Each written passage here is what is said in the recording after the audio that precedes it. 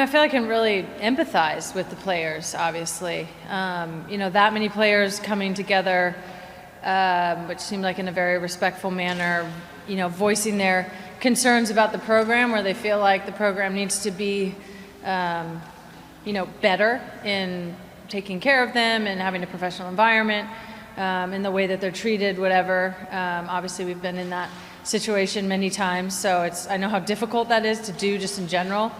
I think just for them to just continue to stick together and continue to communicate with each other. And I think for the Federation, I don't think anything is ever solved by not communicating, certainly not communicating in a disrespectful way, which I feel like they did to the players.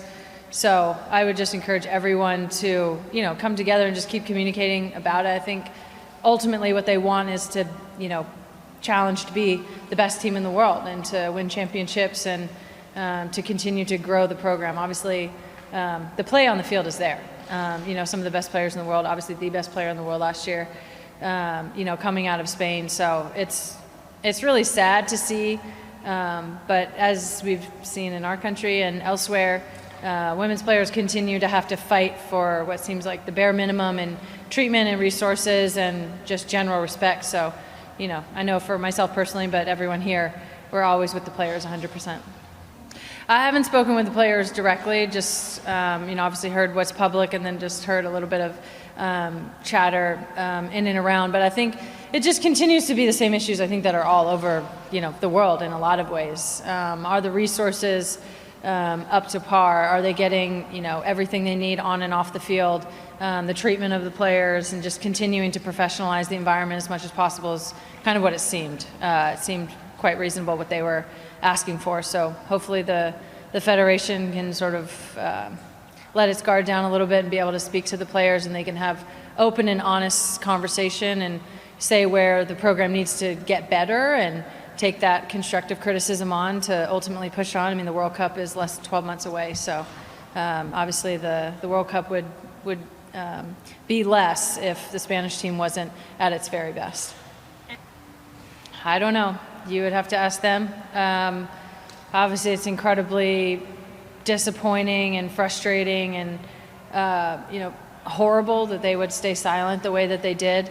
I know the players were not silent. I think we struggle sometimes. Should we have said more or done more, or, boycotted games or whatever? But I think we were saying it. We were saying it privately. We were saying it to each other. We were saying it, to the people in positions of power whose responsibility it was to take care of the players and to listen to those concerns. We were writing it in the surveys. We were saying it to the Federation. We were saying it to everybody. So why they stayed silent, I don't know.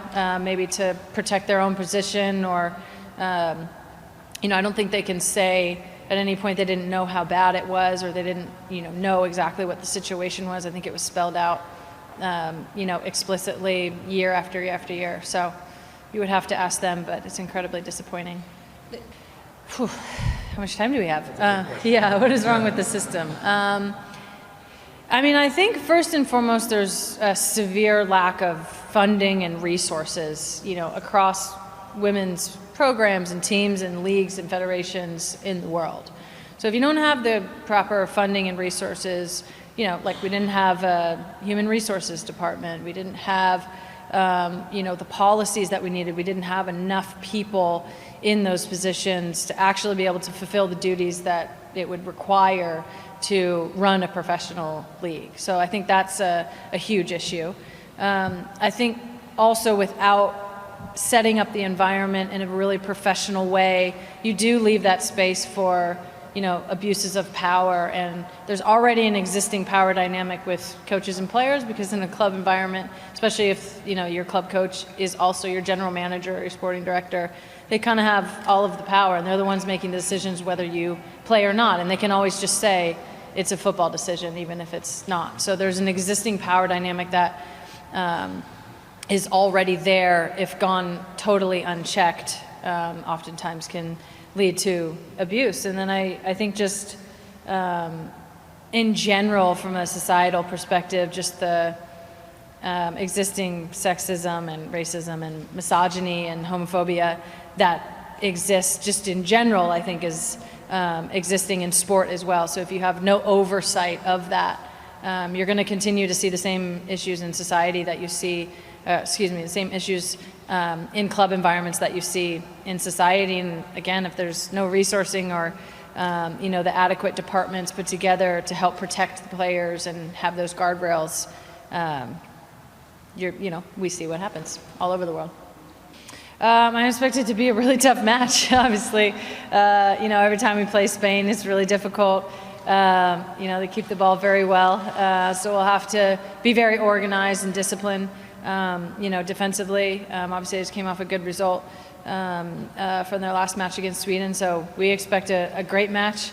We know a lot of players are missing, and we know sort of what's surrounding the match, but looking forward to competing against that team, and also just seeing them after and being able to give a handshake or change a jersey and just show our support in person as well.